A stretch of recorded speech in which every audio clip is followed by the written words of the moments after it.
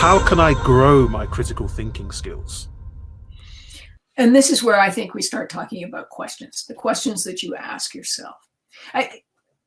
There are different ways to do this, and some of them are almost like formal exercises, but it's not like symbolic logic or something where you learn some formal techniques.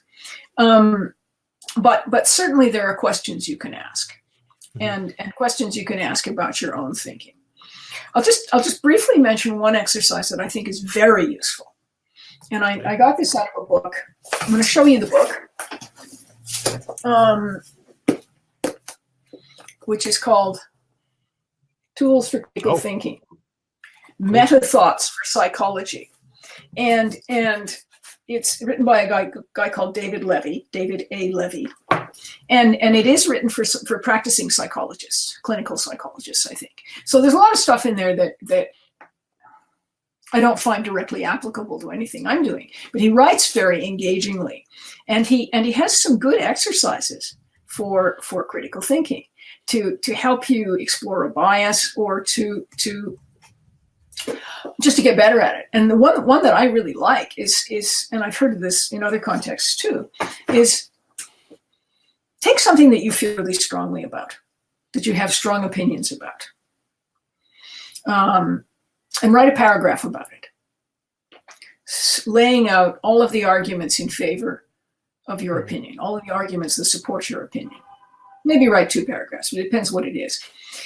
And then turn around and write the same thing for all of the opposite arguments.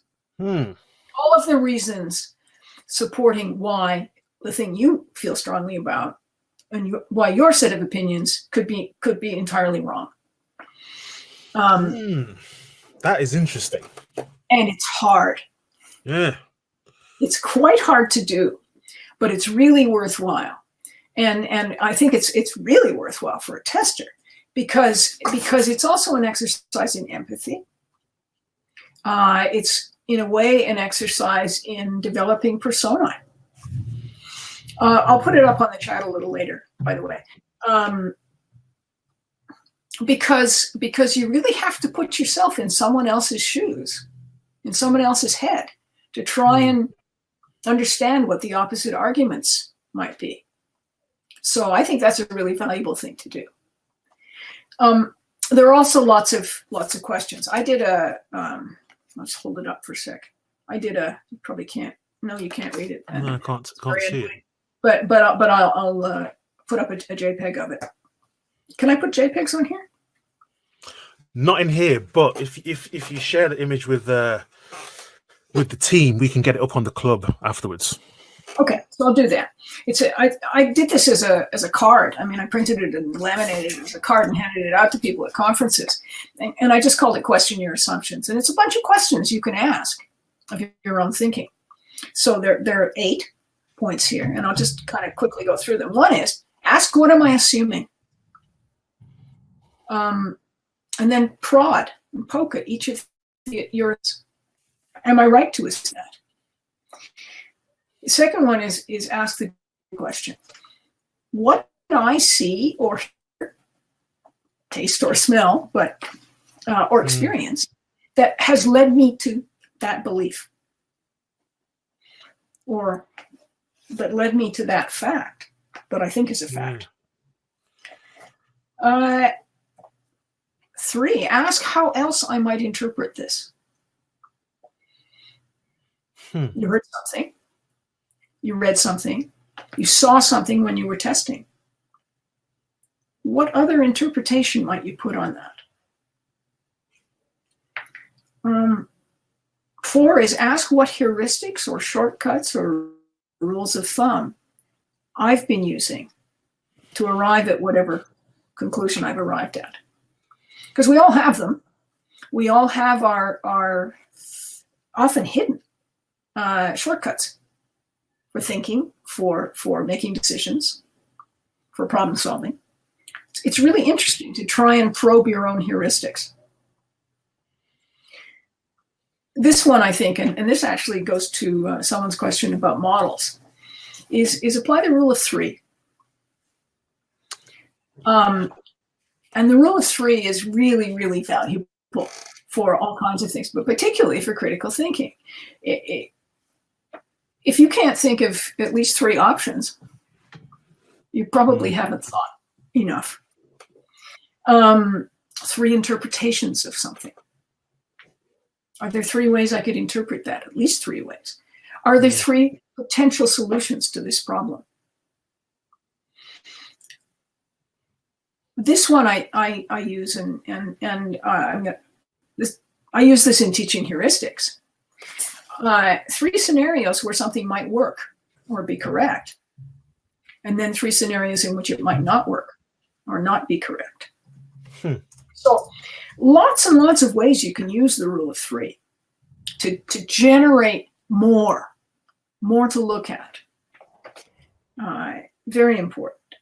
Number 6 is something that I think we all need to remind ourselves of sometimes, which is to seek feedback for your work.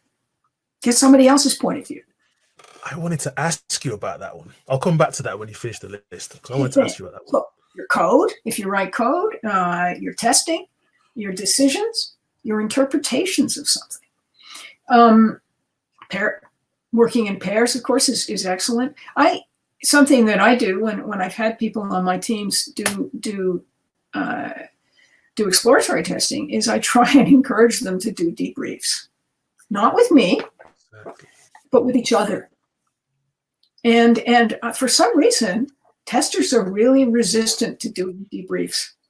I guess because they think it takes too much time or whatever.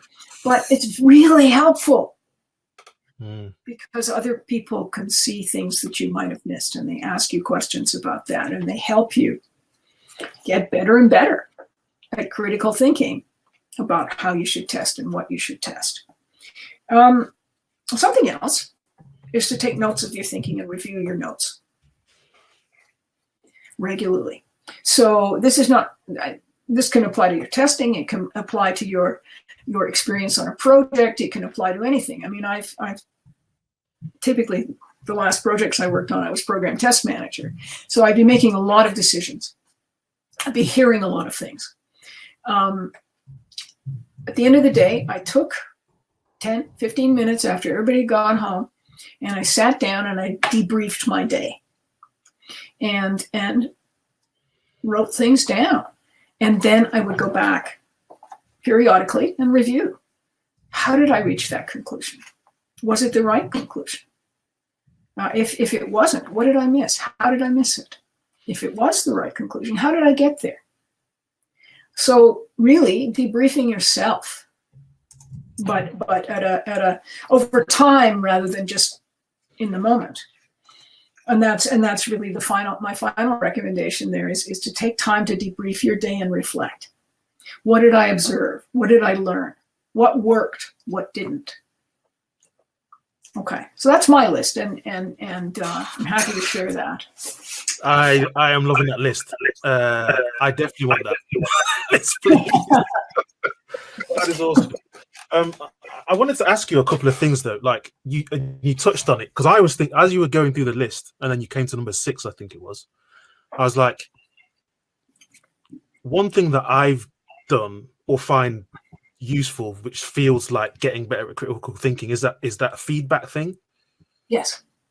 And working with developers when you're trying to coach them to get better at testing. Whenever you hear your dev colleague say something like, I wonder what Fiona would do in this situation, you kind of know that they're now starting to take on some of the ideas that I do.